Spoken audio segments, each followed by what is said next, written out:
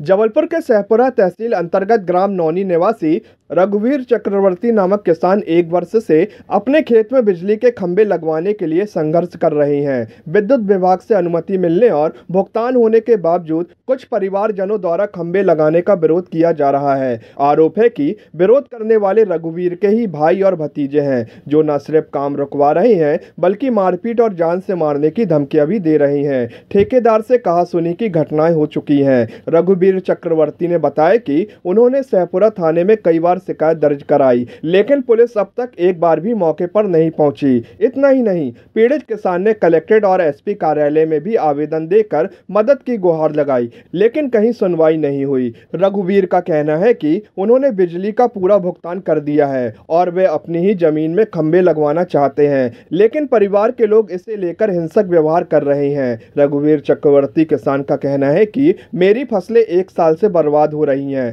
कर्ज के बोझ तले दब चुका हूं, अब तो जीने की उम्मीद भी खत्म हो जा रही है। अगर मुझे कुछ होता है तो इसके जिम्मेदार पुलिस प्रशासन और विद्युत विभाग होंगे। मेरी समस्या है, मैं सहपुरा थाने में कम से कम 20 रिपोर्ट कर चुका हूं, एसपी ऑफिस में 20 रिपोर्ट कर चुका हूं। मेरा फोरम से आदेश आया है, मैंने उस फोरम के आदेश के कारण से मैंने ठेकेदार को ठेका दिया है। उस ठेकेदार ने आन के खम्भा गड़ाए, 2 खम्भे गड़ गए, 1 खम्भे सरकारी जगह पे भी गड़ाने नहीं दे रहे जो लोग, और उसको ठेकेदार के मारपीट की है। तो मेरे फिर ठेकेदार ही भग गया है। तो ठेकेदार ने बोला किस चीज़ के खंभे हैं?